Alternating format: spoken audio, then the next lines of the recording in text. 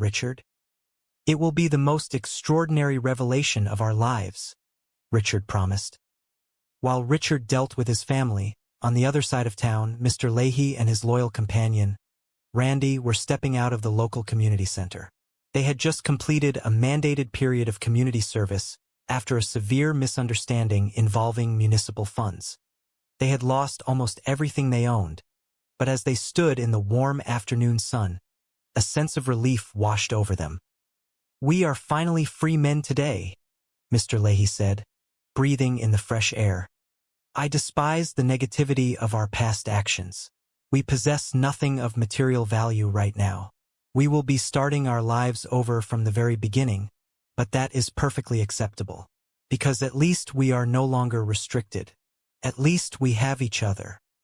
Randy smiled, a genuine expression of affection lighting up his face. "The time we spent reflecting on our choices has helped us grow closer than we ever have been before. I do not think our bond has ever been stronger."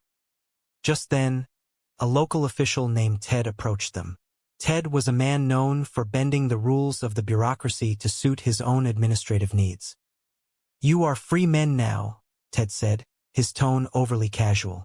"Rumor in the office has it that you might attempt to file a grievance regarding the missing municipal funds." "The truth always prevails, Ted," Mr. Leahy replied stoically. "Well, I am willing to wager a substantial amount that you will remain silent," Ted countered smoothly. He handed them a thick, sealed envelope. "This is a quiet resolution grant. $52,000. The $400,000 that was misplaced was supposed to be locked in a bureaucratic evidence vault for eternity. That did not make logistical sense to my department. We required new computers, updated community safety equipment, and a new patrol vehicle. I ensured the funds stayed within the local station. This envelope represents your fresh start, provided you leave those loose ends untied." Mr. Leahy and Randy looked at the envelope, astounded by the sudden turn of events. "Are we in agreement here?" Ted asked, raising an eyebrow. "Or will we have to revisit the complicated paperwork regarding your previous infractions?" "We are more than agreeable, Ted," Mr. Leahy said quickly, securing the envelope in his jacket pocket. "We understand perfectly. Not a single word will be spoken." As Ted walked away, Randy turned to Mr. Leahy, his eyes wide. "This changes our entire trajectory, Mr. Leahy. We could offer a portion of this to Julian to repair the damage we caused his business last year." Mr. Leahy held up a hand, a thoughtful expression on his weathered face. "Let us not rush into decisions, Randy. Yes, we owe Julian an apology. Perhaps we can offer him a generous sum to wipe the slate completely clean. We would still retain enough funds to live comfortably and peacefully." "That is a wonderful idea," Randy agreed. "We will finally have peace. But we must keep the exact nature of this grant a secret," Mr. Leahy cautioned. "We will handle this with dignity and grace." Back at the trailer park, Richard was standing proudly on a beautifully constructed, multi-level wooden deck attached to his home. He had spent weeks building it with his own hands, and it was a marvel of rustic engineering. "Look at this magnificent structure," Richard boasted to Corey and Jacob, who were gazing up in awe. "I built this entirely by myself. I have a wonderful outdoor kitchen setup. The bedroom area is perfectly insulated. I even installed a large television. It is absolutely incredible. I built a special section just for my grandson, so he has a comfortable place to sleep when he visits. I am living like royalty." "This deck is truly awe-inspiring," Corey said, running his hand along the smooth wooden railing. "It is so impressive." "I am completely aware of its greatness, Corey," Richard replied, his chest puffed out. "But we must focus on the grand announcement. It has to be an event of epic proportions, or I will look like a failure after the garden incident." "Why do you not simply tell everyone you are moving away?" Corey suggested innocently. "That is very significant news." Richard stared at him blankly. "There is a logical flaw in that plan, Corey. I am not moving away. Do you see the issue?" What if you announced you were campaigning to be a prominent politician? Jacob offered. There is nothing more significant than that. That is a brilliant idea, Jacob, truly, Richard said with heavy sarcasm. I am sure everyone will readily believe I am running for the highest office in the nation. No, whatever this is, it must be tangible. It must be something huge. I need to make a grand entrance. You mean arriving in a heavy construction vehicle? Jacob asked. Because that would be visually striking.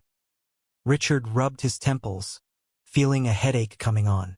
Why did I request your assistance? You both lack creative vision. I need something exotic and majestic, perhaps a rare snow tiger. An animal might be the perfect touch, Corey agreed, but acquiring a snow tiger in this region presents logistical challenges. It needs to be a large, impressive animal that we can procure locally, Richard mused. Suddenly, his eyes widened with a brilliant realization. I have the perfect idea. Something with 4 legs, an appetite for hay, and an undeniable presence. A giant spider? Jacob guessed. A spider has 8 legs, Jacob, Richard corrected patiently. I am talking about a horse. Think about the majesty of a horse. It is beautiful. Where did you even generate that concept? Corey asked in amazement. It simply materialized in my mind, Richard said proudly. What if the horse was a presentation gift for Susan? Jacob suggested, his eyes lighting up. That would elevate the announcement to a completely new level. Richard froze, struck by the profound brilliance of the idea. An engagement gift. I will ask Susan to marry me. We will present the horse as a symbol of our enduring commitment. That is incredibly romantic, Corey said, wiping a small tear from his eye. It is perfectly flawless, Richard declared. An engagement horse. This will change the course of my entire life. Hours later, the afternoon sun cast a warm, golden glow over the center of the park.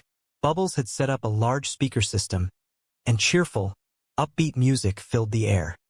Residents had gathered around, enjoying the complimentary artisanal sodas and chatting excitedly about Richard's promised revelation. Welcome, everyone, Bubbles called out into a microphone, his voice echoing across the lawn. I hope you are all having a wonderful afternoon. Please make some cheerful noise for our good friend, Richard. The crowd applauded warmly as Richard stepped up to the makeshift stage, looking surprisingly dapper in a clean, button-down shirt. Thank you all so much, Richard began, his voice trembling slightly with emotion. How is everyone feeling today? A chorus of positive affirmations answered him. Wonderful, Richard continued. Today is a truly monumental occasion for me. That is why I invited our entire community here. Are you prepared for the grand announcement? The crowd cheered louder. Richard turned toward the edge of the clearing and gave a sweeping hand signal. Corey, Jacob, please bring it forward. From behind a row of trailers, Corey and Jacob struggled to lead a massive, beautiful brown horse into the clearing. The horse, however, was highly skeptical of the large crowd and the loud music, and it planted its hooves firmly in the grass, refusing to move another inch. This is incredibly difficult, Richard, Corey called out, pulling gently but fruitlessly on the lead rope. Just guide it gently from behind, Richard instructed, trying to maintain his composed demeanor. Jacob, push softly. Corey, pull with gentle encouragement. After several comical moments of the two men trying to negotiate with the stubborn animal, they finally managed to position the magnificent creature next to the stage. The crowd gasped in genuine surprise. Oh my goodness, Richard, Julian whispered from the front row, his eyes wide in disbelief. Is this a joke? The grand announcement is a farm animal. It is not for me, Julian, Richard said proudly, gesturing to the horse. Is he not a breathtaking creature? Today, I want to present this beautiful animal to the absolute love of my life, Susan, and I am going to ask for her hand in marriage. Thank you